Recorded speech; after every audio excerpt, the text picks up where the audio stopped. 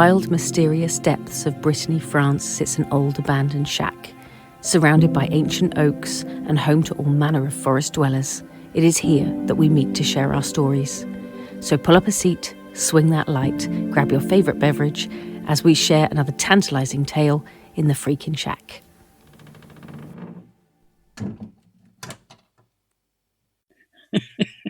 Hi everyone, welcome to the shack. I'm Trina. And I'm Steph.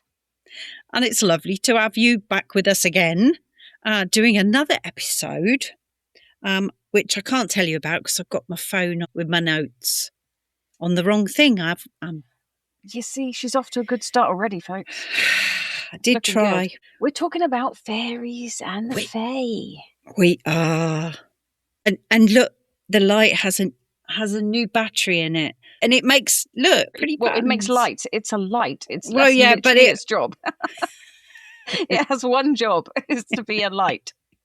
Yeah, but it does another job. It's almost like a disco ball. Yeah, there we go. Swing that light. Pretty patterns. And step just far enough off the path where the forest gets a little too quiet. Because fairies are not the glitter-sprinkled garden decorators that modern stories would have us believe. In older folklore, they're closer to ancient neighbours with very strange rules. We know some of these rules. We have talked about some of these before. And I tell you what, you will find this fascinating because it's similar to other things that we've talked about. Before we just go into it, I'm just going to ask you what you're drinking. I know my glass says Guinness. It's not. It's water.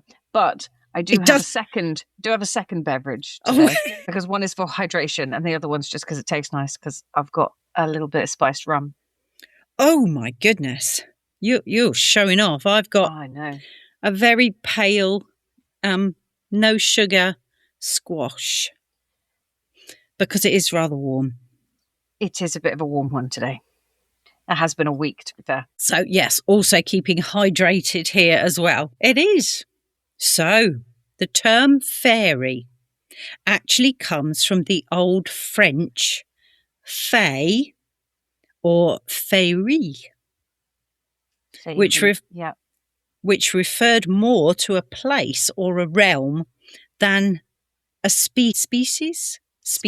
Across Irish and British folklore, people avoided saying fairy at all, let alone a specific fairy's name, because naming was seen as a direct summons or a challenge. Yeah, we know the importance of a name. Yeah.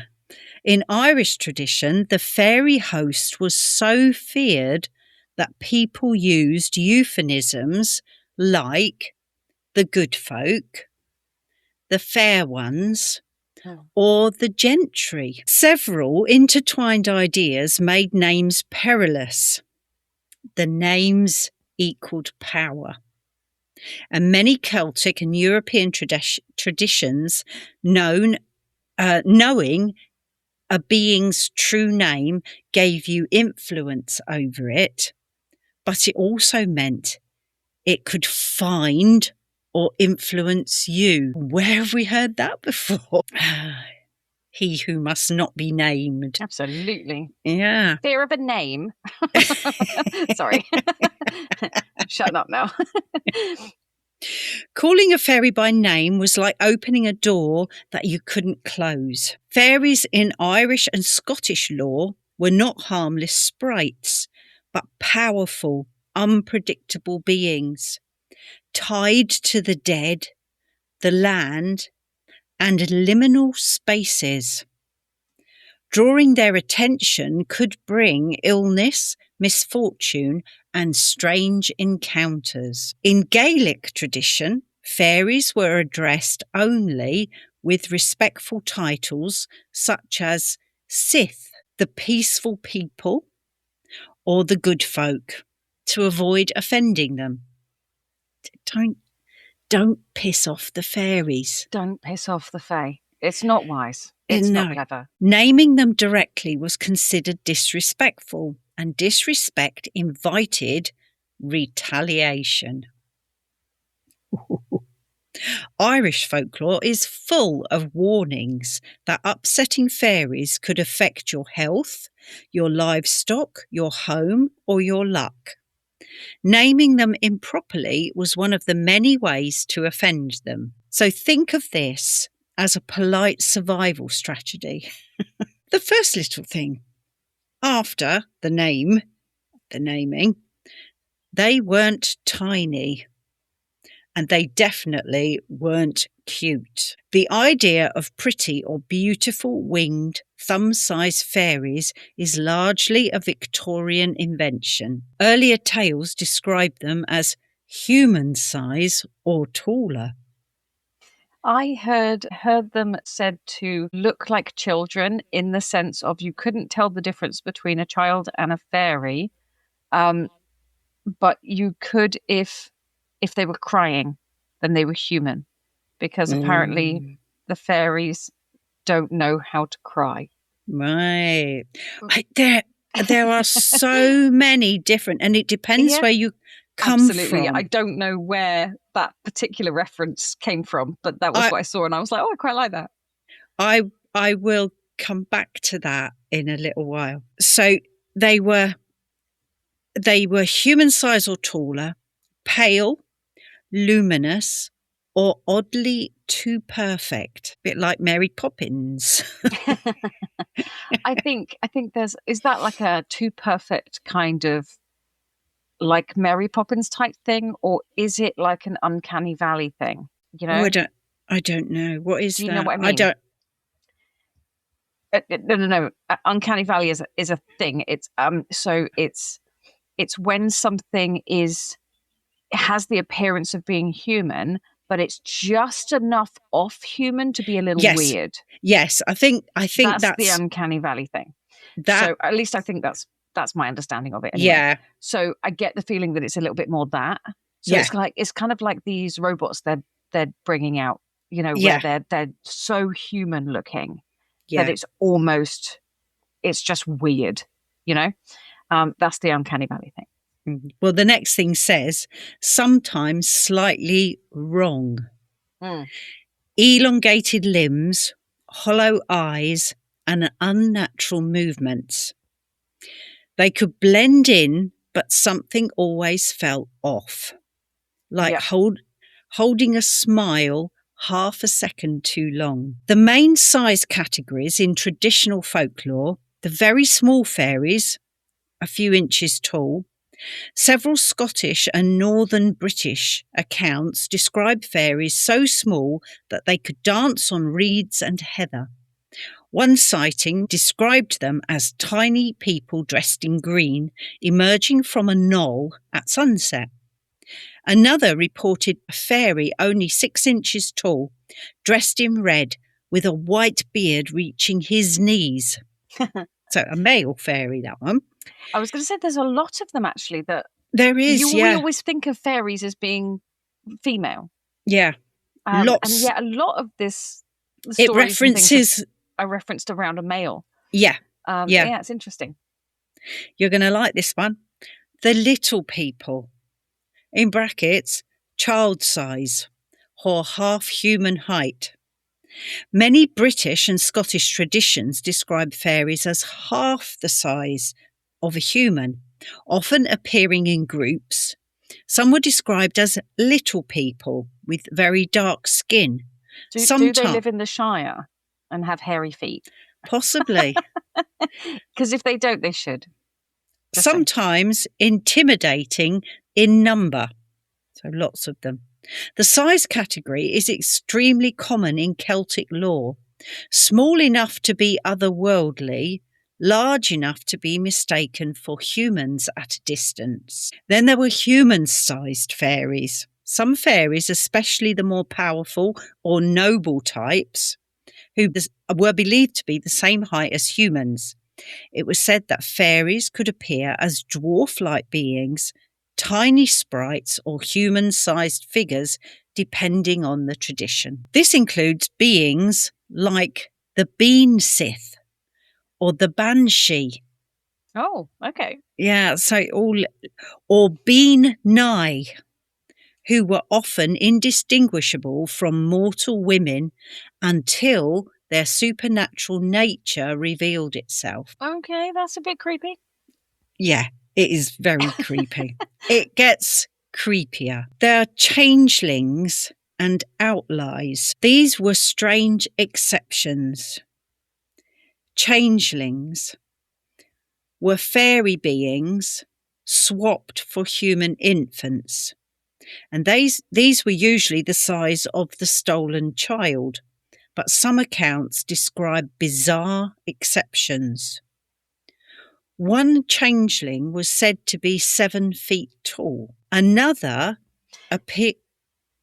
Go. This is because they're not technically that size, like the size of the child. They replace the child, but they have like a glamour that makes them, the person who's seeing them, see the child that they think they're supposed to see. So the changeling themselves don't look anything like that. Mm. Yeah. Another appeared as a baby to the parents, but was seen as a grown man by a maid when they were absent. Mm. These stories underline how fluid and uncanny fairy size could be. The size of a fairy often signalled its type, temperament, and danger level. Tiny fairies were quick, elusive, and often tricksters. Child-sized fairies were communal. They might have. Territorial, and sometimes threatening. Human-sized fairies were powerful, noble, or ominous. Changelings were uncanny, deceptive, boundary crossing. So they crossed that boundary from fairy life to human. Folklore wasn't trying to create a consistent taxonomy. It was describing encounters, fears, and cultural memory. In the fairy world... Can I just clarify that taxonomy has nothing to do with taxes? No. There was some confusion over this when I started my course. Taxonomy is the classifications of animals and different species and different, the taxonomy being like the kingdom of animals, the class, the order, all of that jazz. Okay, it's the classifications of animal or classifications of living things. Okay, so that makes that quite clear then, because folklore itself wasn't trying to create a consistent taxonomy. A classification. No. Yeah, classification. It was actually describing encounters with beings, the fears and the cultural memory of that, the stories that were being told. Yeah. Time works differently in fairy realms. One of the creepiest reoccurring motives is time distortion. People who wander onto fairy mounds or fairy rings might spend what felt like a night dancing, only to return and find years or centuries have passed. We looked at this a little bit when we discussed one of the fairy tales. Yes, it was the Cornish fairy tale of the was it the woman who did the spinning? She spun the clothing for the king or something. And it was a Rumpelstiltskin reference. I think it was in that episode. Was it the Rumpelstiltskin? But I thought there was also one in the. It was either Cinderella or didn't. I can't remember. I can't remember. We're going to have to go back and have a listen. We'll have to go back and have a listen. Because there is a bit where she gets taken away for some reason and then brought back, and then time has passed when she gets back. Oh, that's right. Yeah, I can't remember which episode that was. Anyway. We'll have to go back and listen. Our listeners, you know what episode it was, listeners. Yeah, if you've just listened to it. Us. Yeah. Or worse, if you eat or drink fairy food, and then you would be unable to return at all. Yeah. Don't eat it. Don't eat it. There is there is a quiet horror in that no violence, just erasure from your own life. So it's like you just disappear and never come back. So never accept food or drink from the fairy realm. This comes up again and again across British, Irish and Breton law. If you eat fairy food, you belong to them. You may forget your old life and you may physically but be unable to leave. In some stories, humans rescued from fairy realms crumbled into dust the moment they touched earthly food again, like time finally caught up with them all at once. So I had a look at what fairies actually eat in Celtic and British folklore. Dairy is the most consistent fairy favourite. Across Irish and Scottish traditions, fairies were strongly associated with livestock and milk. They were believed to steal fresh milk, cream and newly churned butter, sometimes even the essence of the food rather than the food itself. One source notes that fairies were thought to influence milk production and that people left dairy offerings to stay in their good favour. They also like sweet things, cakes, honey, fruit. Irish fairies in particular were said to love cakes, biscuits, trifles, sweet toast, honey and sweet fruits. These were common offerings left on windowsills or near thresholds. Bread, grains and simple human staples was another food. Fairies were notorious for stealing bread, grains and other everyday foods from homes and fields. Folklorists note that fairies often took the nutritional essence from human food, leaving it dry and useless otherwise. Do you have a list of the laws, the things you don't do? I may be getting to them later. Okay. But if you've got the list, then we'll have a listen to your list. I do have a little list here. Okay. So what you were just saying about accepting food and things like that, one of them is about accepting gifts, but never accept food or drink from them. Yeah. Fae food is highly enchanted. Eating it whilst you're in their realm. Okay. So eating it whilst in, and I'm going to butcher this, I think it's Tainanog. I butchered that. It will permanently bind you to their realm, forcing you to stay forever. Furthermore, consuming their food ruins your palate for human sustenance. You will no longer hunger for mortal food, meaning you will inevitably starve to death unless the Fae takes care of you. Yeah. They also do drinks, ale, mead, water and herbal infusions. Traditional offerings include ale, mead, fresh water and herbal teas. These appear in multiple European traditions and are listed among typical fairy foods. There are regional differences. In the Irish and the British Isles, the gentler fairy traditions, they prefer sweet foods, dairy, honey, fresh fruit. They rarely associated with eating meat. Offerings were meant to earn goodwill or avoid mischief, so that's why you would offer them. Central and Eastern Europe, they were household sprites, kobolds, and Domovoi, I don't know, Domovoi. These were the spirits or the fairy people. That's the names that they were given. Preferences varied. Some accepted salt. Others avoid it entirely. Foods included bread, meat, herbs and mushrooms. European fairies that were really goblins, trolls or gnomes. Some European traditions classified trolls, goblins and gnomes as fairies, and these beings were said to eat meat, even raiding graveyards in darker tales. Oh, come on. I mean, I've heard of like week-long hung beef, but come on.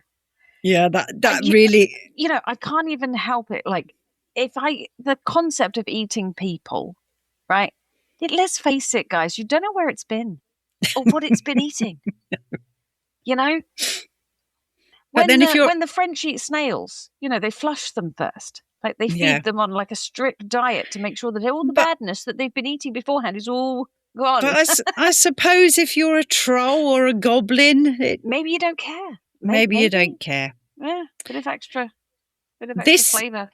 This itself, raiding the graveyards and eating meat, this is very different from the Celtic image of the good folk. The most traditional fairy foods cross-culture are based on combined sources of milk, cream, butter, honey cakes, bread, fresh fruits, sweets, ale and mead, herbs, tea, mushrooms, and meat, only in some European traditions. The legends of the changelings, the dark side of fairy interest, one of the most unsettling beliefs is that fairies were said to steal human babies and replace them with a sickly fairy child or a glamoured object, which is what you said, like a bundle of sticks made to look like a baby. These changelings might age strangely, behave oddly, show unnatural knowledge or malice. And historically, this belief led to some tragic real-world consequences. And that just heads up for a few warnings here. I am not going to go into too much detail because some of it is horrendous. But I will hint at it. Okay. Several sources note that many children thought to be changelings were simply born with developmental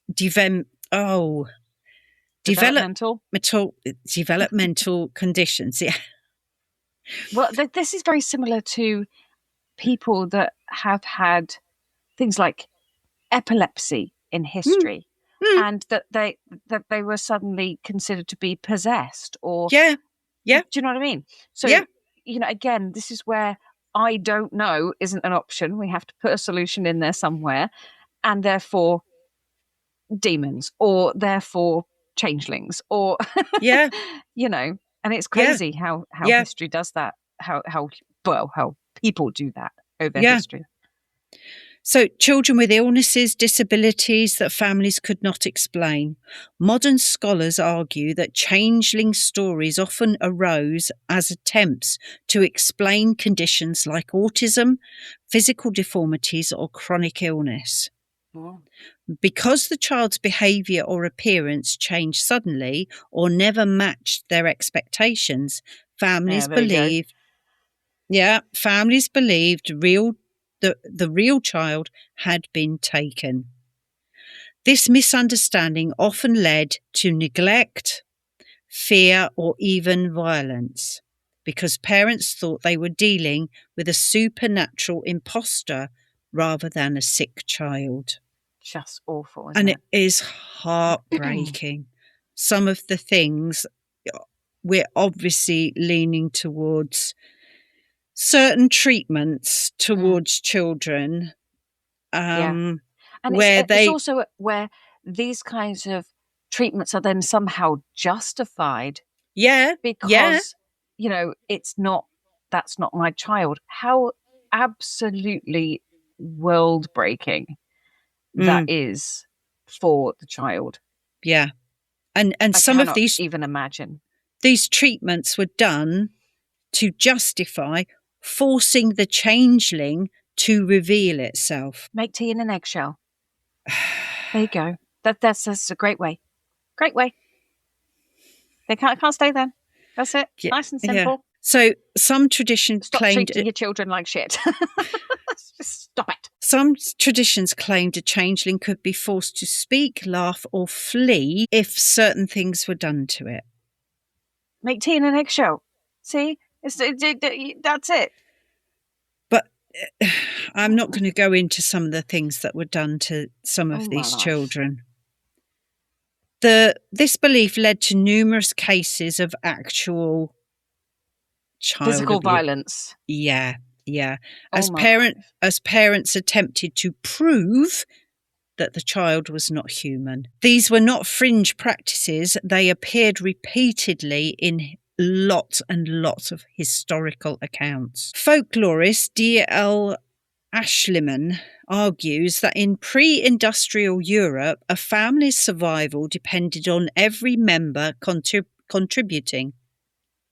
And I don't think it was just in Europe either. I think it was in lots of other places as well.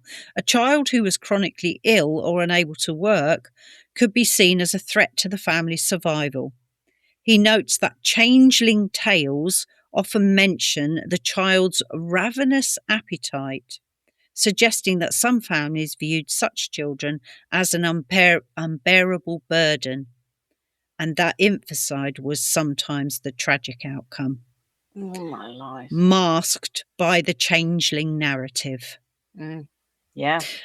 This is one of the darkest interpretations. The myth became a way to rationalise or conceal the unaliving of unwanted or severely ill children. And there is a particular case, the Bridget Cleary case, is a modern echo of ancient fears. One of the most infamous real-world tragedies linked to changeling belief is the 1895 murder of Bridget Cleary in Ireland.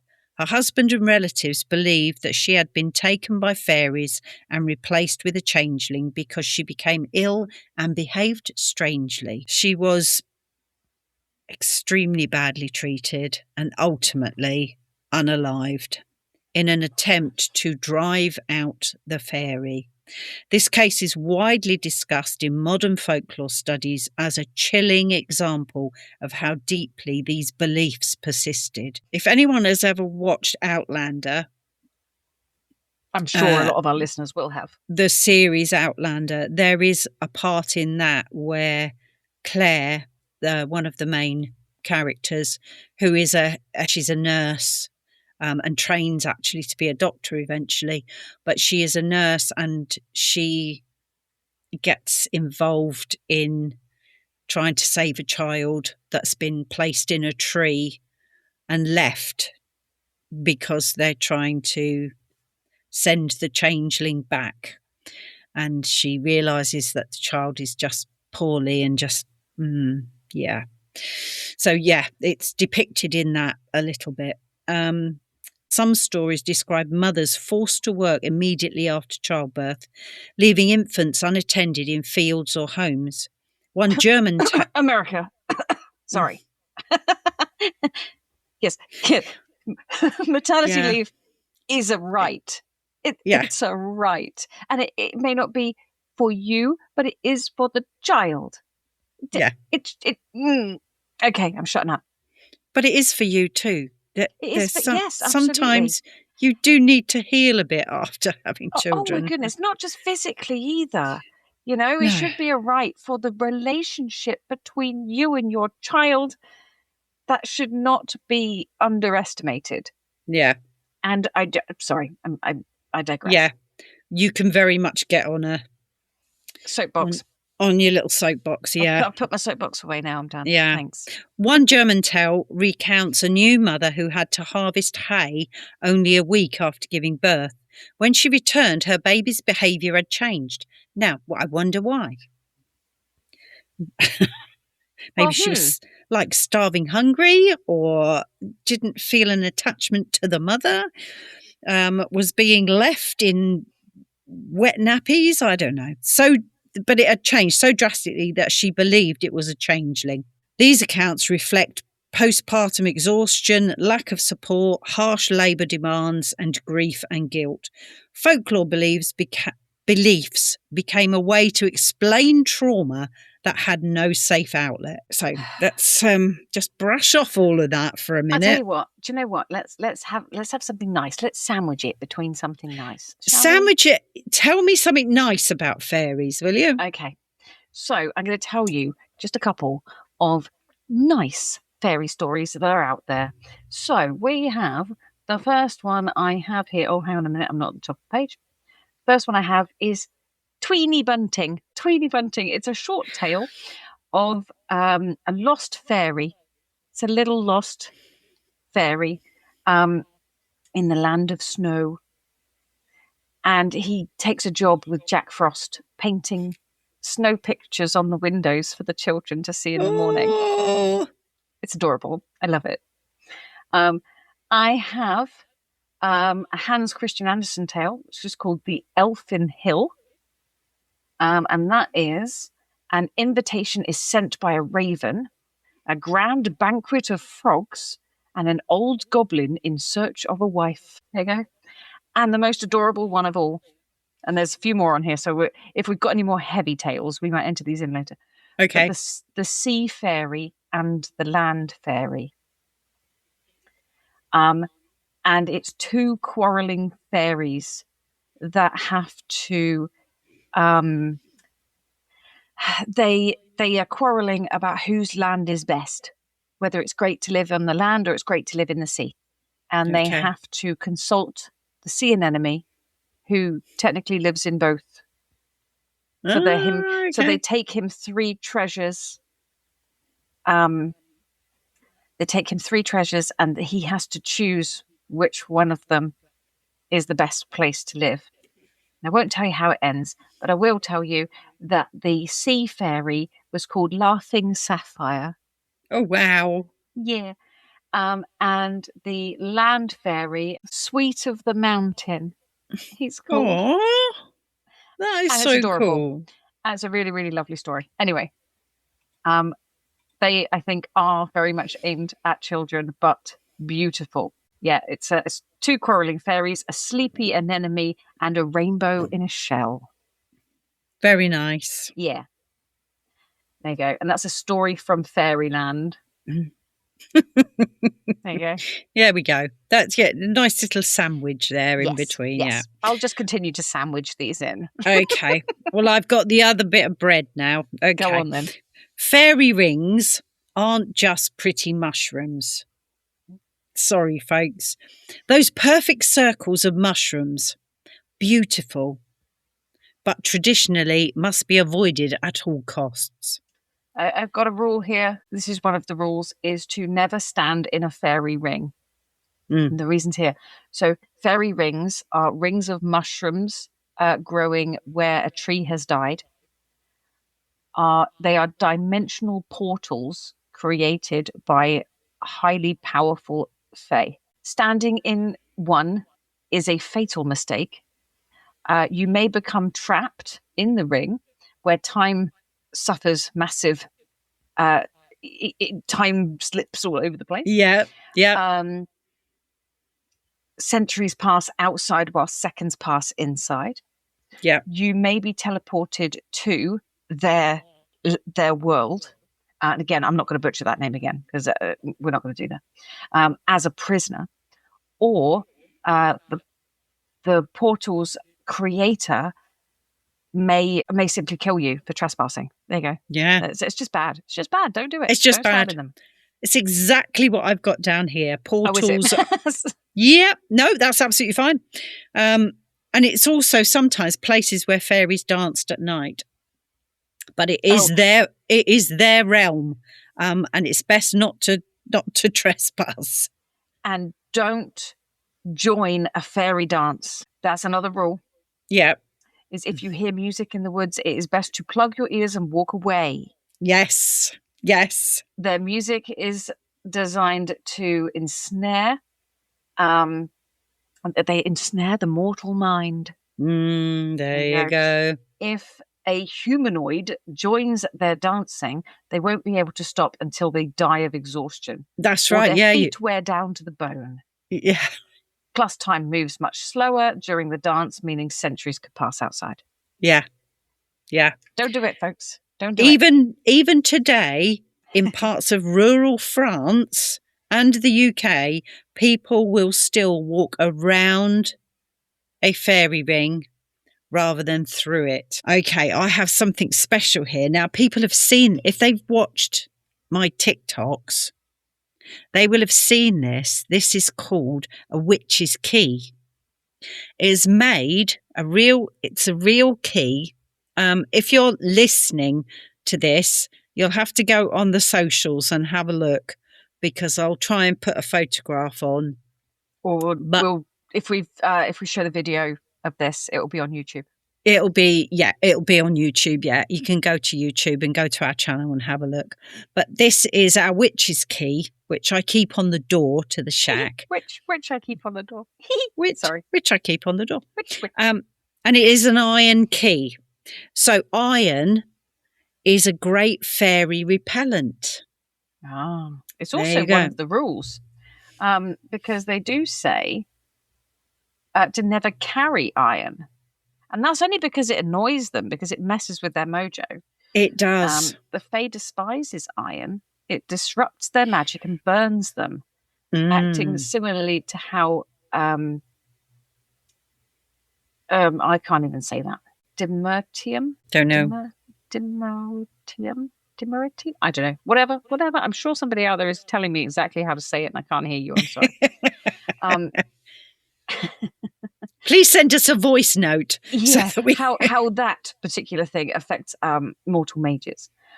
Only carry it if your explicit goal is to make them avoid you or to kill them. It says here on mine, just very similar. Fairies are often said to have an aversion to iron. Horseshoes above doors and built into homes. That is so common here in Brittany. Yep. So common. Iron nails in thresholds and doors, and carrying a small iron object for protection. So there you go. It's a fascinating detail. Iron represents industry, humanity, and progress. Everything the old world spirits were losing ground to. So that's one of the reasons they don't like it. Okay. Breton and Celtic flavour. I have a little bit about this. Given that we're in Brittany, we've got a treasure trove right under our feet.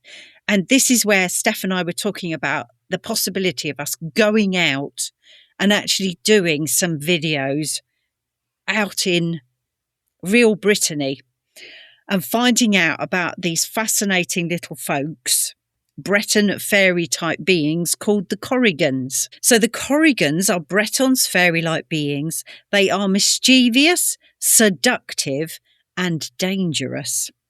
They're often associated with springs, dolmens. I did find out a dolmen is a type of megalithic burial structure, typically consisting of 2 or more upright stones, like megaliths, a massive flat capstone laid across the top.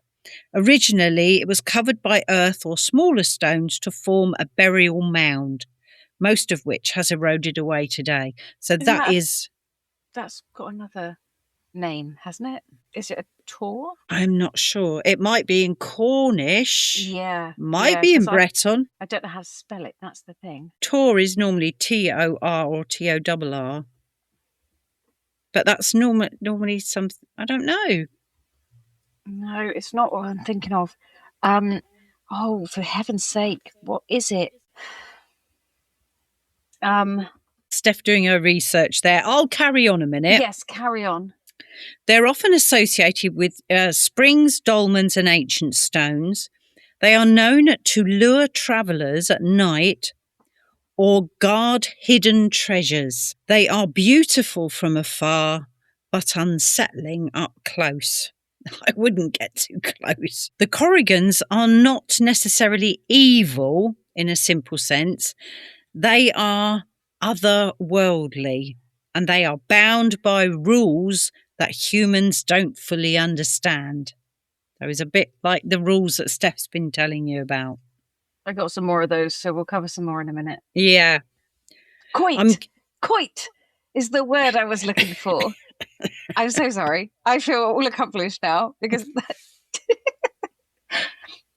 coit being the standing stones that stand around and then the big flat one that sits on the top. And they were previously underground and they are now out of the ground. Okay, got it. At least that's, I think. I am going on to say that not all fairies are malicious, but they're never harmless. There are helpful fairies. House spirits that assist with chores, if respected properly. We have spoken about otherworldly peoples, beings who come in and do chores, and you have to be very careful Brownies. about the brownies and the. Yeah. The other thing was that about saying thank you. Because one of the things that they have for the Fae is that you do not ever say thank you, which you would think would be, because one of them is not to be rude, right? But then don't say thank you. And it's because it has to be done in a certain way. So verbally saying thank you implies that you are formally indebted to them. They don't like this. Granting them leverage over you. So they will, don't do that. Instead, express gratitude by saying phrases like, I am grateful for this. Not thank you. But don't ever accept gifts from them. A strange fairy never gives gifts without expecting something in return. If you do not trust the giver, it is best to destroy the gift. If you must accept it, remember rule 1, never say thank you, as it implies you owe them something in return, which could range from a favor to food to your firstborn child. Yes. So yeah, there's that. There's more. But carry on, do your thing, because I'll chip them in every time I come across something. Okay, so we talked about house spirits that assist with chores if respected properly. Obviously, you need to know how to respect them properly. Guides or protectors in certain tales, but even the good ones expect strict etiquette. I can't speak. Absolutely. Can turn hostile if disrespected. Operate on a completely different moral compass. Absolutely. One of these says you must not ever lie to the Fae. The Fae are physically and magically incapable of lying directly. Because of this, they absolutely despise liars. It's kind of like when there's that genie that can be very mischievous and cunning. And there was one particular time when I was watching something about genies, and they were saying, say you wish for a new car, right? They have to get it somehow. There has to be a roundabout kind of way, and it's going to sting you. So essentially, you wish for a car, and the next day your father will die and you inherit the car, right? So this is double-edged kind of thing. So I wish for this, but that happens, and it's never just a simple thing. And I think this is where the don't lie thing comes in, because one would argue that they are cunning and mischievous and kind of trying like goad you into doing things, not technically lying. They're just finding ways around it. And it does say always keep your word. The Fae fiercely hate cheats and oath breakers. If you make a promise to a Fae, you are magically and socially bound to keep it. Oh, wow. Yeah, it says here, even the good ones expect strict etiquette, can turn hostile if disrespected, and operate on a completely different moral compass. You're having a day of that today, aren't you? Sitting on a compost heap. Much compost. Kindness doesn't mean safety. It just means the rules are slightly more forgiving. Some haunting thoughts. Here we go. Maybe fairies aren't just magical creatures. They might be the remnants of ancient spirits nature itself with a consciousness, or something that existed before humans and simply never left. I kind of like it as being like the personification of nature. I kind of like that, you know, because it's brutal and sort of malicious, but at the same time, yeah, I kind of like it. You know, you were talking about household fairies and you know, doing your chores and things. I just have to reference the other rule that I have here, which is never dump dirty water out without warning. Apparently, that's the thing. The Fae violently hate dirty water. In their world, one should never throw dirty water outside without first verbally warning any Fae, visible or invisible, to move out of the way. Soiling the Fae is viewed as a massive insult, as I think it should be, to be fair. Yeah.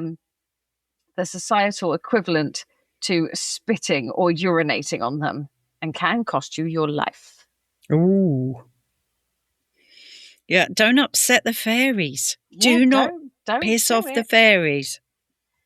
I have to say, when I was a little girl, if I left my toys out, they would disappear. If I didn't tidy my toys away, they would disappear. And when I then spoke to my mum and said, "Where's my doll or my..." Enter lost object here, yeah?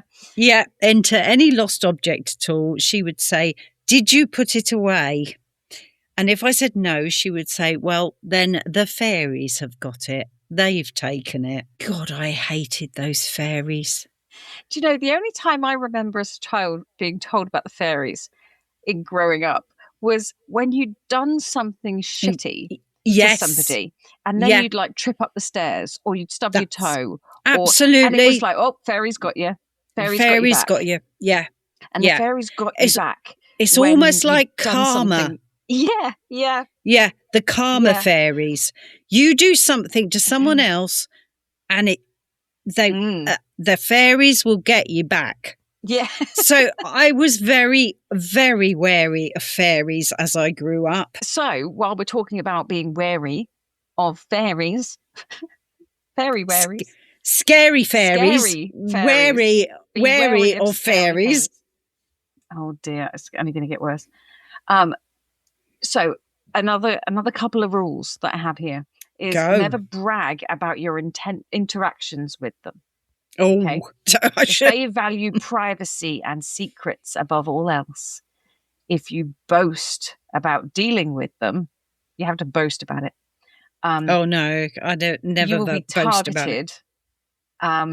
For retaliation, ranging from mild inconveniences to life-threatening danger.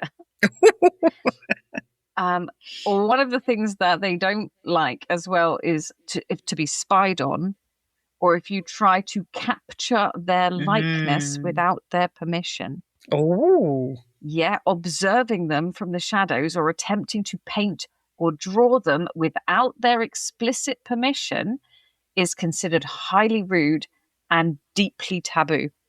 Wow. Yeah. And another one that we have already talked about already, which is to never give them your true name. So the Fae names are powerful, magical seals.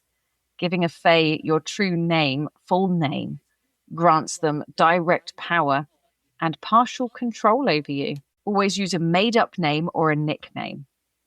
Conversely, if the mortal discovers the Fae's true name, they can use it to bind the creature into service or banish them. Wow. There you go. Hence the Rumpelstiltskin thing. Yes, exactly. Yeah, it comes into all the stories. Oh, it does. So every now and then, someone steps off the path, sees a ring of mushrooms, or hears music or singing where there should be none, or feels tempted by the smell of food and remembers, too late, that we are probably never alone out there. Stay away. Take care of yourself. Oh, and always keep a bit of honey. Honey can save your life. Oh, really? Yeah. All Fae possess an absolute insustainable love for honey. If you find yourself in mortal danger or in trouble with the Fae, offering them honey can often buy your could buy your life or get you off the hook. Oh, there you There go. you go. Here's a little positive for you. Yeah. Look after the bees. That's all I can say. Save the bees. Save the bees. And with that, I think that's the end.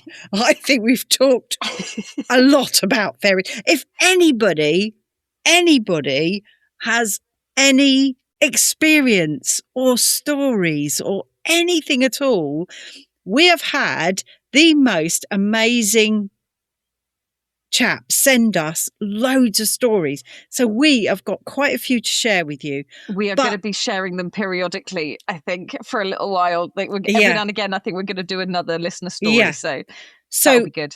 Those are coming up. But in the meantime, if you're watching this, please give us a thumbs up. Please give us a like. If you're watching on YouTube, then please subscribe. We need more subscribers. You will be a little treasure if you subscribe. Pop fairy into the comments if you've watched this far. I love it. Or honey. And I will tell you that always keep the honey with you. So always stick to the path. And if you get lost, wear your clothes inside out. And carry your key. But an iron key. Only if you intend to hurt them. If you try to be friendly, don't do it. No. That keeps them away. Which is fine. Well, with that being said, folks, keep your minds open and your lamps lit. And we will see you again next time at the freaking shack. Goodbye. Bye. Thanks for hanging out in the shack with us. If you've got a strange story, theory, or even just a spooky question, send it to shackpackinbox@gmail.com because we'd love to hear from you. Follow us to ensure that you never miss an episode of The Freaking Shack, because listening to us is much cheaper than therapy and slightly more spooky. Until we meet again next week, Shackpackers, take care.